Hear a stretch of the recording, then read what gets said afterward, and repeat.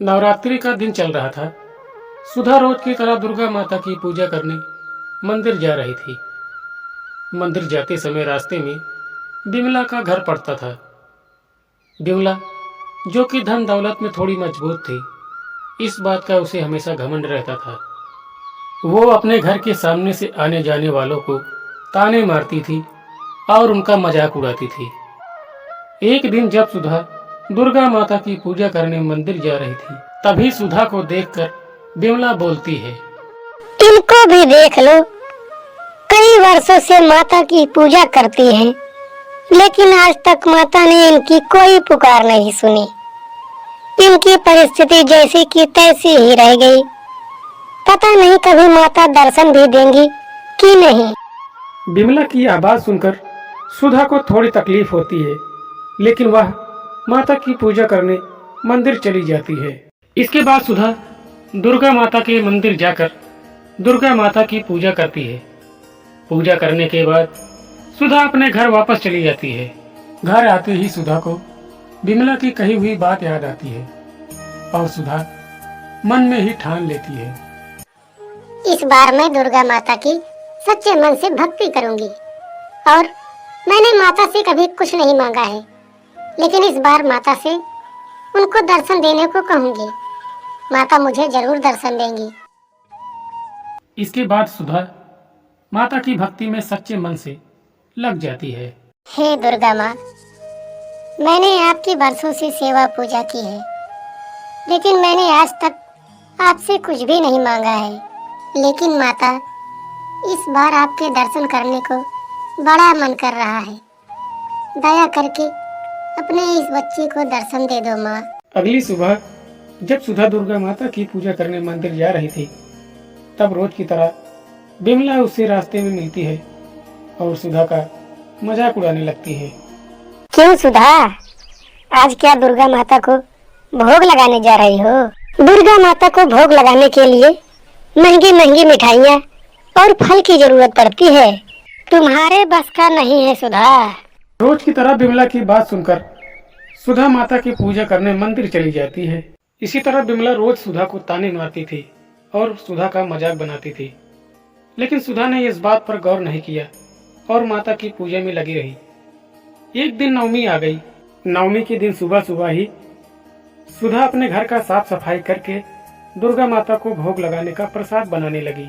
प्रसाद तैयार कर लेने के बाद सुधा माता को भोग लगाने की तैयारी करने लगी और बनाया हुआ प्रसाद माता के समक्ष ले जाके एक एक करके रखने लगी। इसके बाद सुधा ने सच्चे मन से माता की पूजा आराधना करने के बाद माता को भोग लगाने के लिए कहने लगी, हे दुर्गा माँ, आज नवमी का दिन है माता। सभी आपको भोग लगा रहे हैं और आपको प्रसाद चढ़ा रहे हैं। मैंने भी आपके लिए हलवा पूरी का प्रसाद बनाया है माता। कृपा पूर्वक आकर के प्रसाद ग्रहण करो माँ।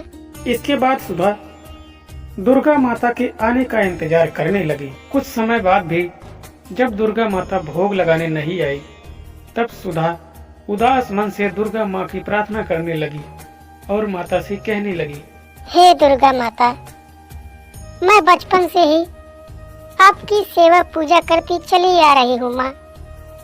आज तक मैंने आपसे कुछ भी नहीं मांगा है माता। माँ, अगर मेरी पूजा भक्ति सच्ची है तो प्लीज मुझे दर्शन दो माँ और आकर के भोग लगाओ। जब तक आप आकर के खुद भोग नहीं लगाएंगी, तब तक मैं भी कुछ नहीं खाऊंगी माँ। इसके बाद सुधा माता का इंतजार करने के लिए माता के सामने बैठ गई। सुधा को माता के आने का इंतजार करते करते शाम हो जाती है और सुधा बैठे ही बैठे सो जाती है। अपने भक्त को भूखा सोता हुआ देखकर माता का दिल नहीं मानता और माता भक्त को दर्शन देने चल पड़ती हैं।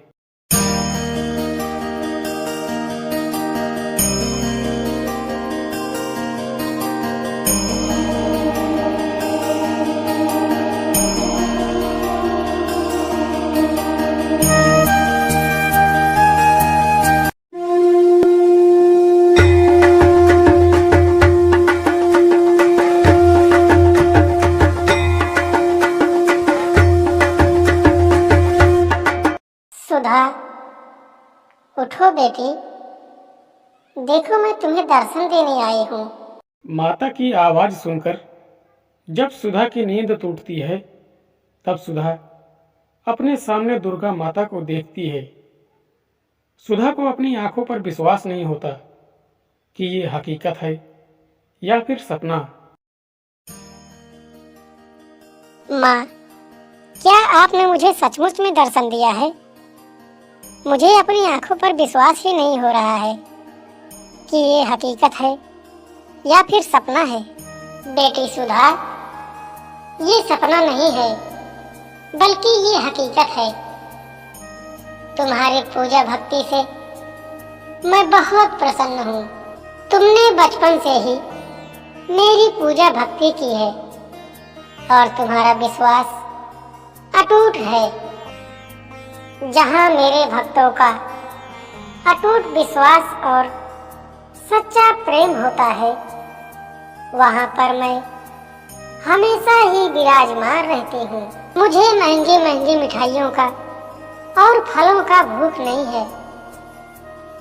भक्त सच्ची भावना से मुझे एक भी निवाला अगर खिला देता है तो मेरा पेट भर जाता है। आज के बाद तुम इस प्रकार की कोई भी जिद मत करना।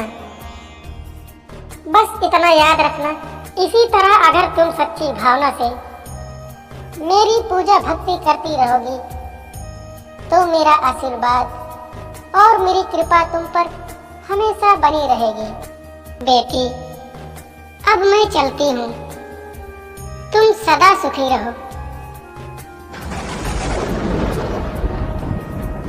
तो दोस्तों, सुधा को उसकी सच्ची भक्ति का फल मिल गया और सुधा दुर्गा माता के दर्शन पाकर धन्य हो गई। तो दोस्तों, देवी देवताओं पर भरोसा रखने वाले कभी निराश नहीं होते। तो मेरे प्यारे दोस्तों, उम्मीद करते हैं कि ये कहानी आप सबको बहुत पसंद आई होगी। दोस्तों, कहानी अगर पसंद आई हो तो इस कहानी को एक लाइक कर दीजिए और इसी तरह का मोटिवेशनल वीडियो देखने के लिए हमारे चैनल कार्टून वीडियो आर्यस को सब्सक्राइब कर लीजिए। तो दोस्तों, फिर मिलेंगे किसी ऐसी ही मोटिवेशनल कहानी को लेकर। तब तक के लिए आप सब अपना ढेर सारा ख्याल रखिए। जय हिंद, जय भारत।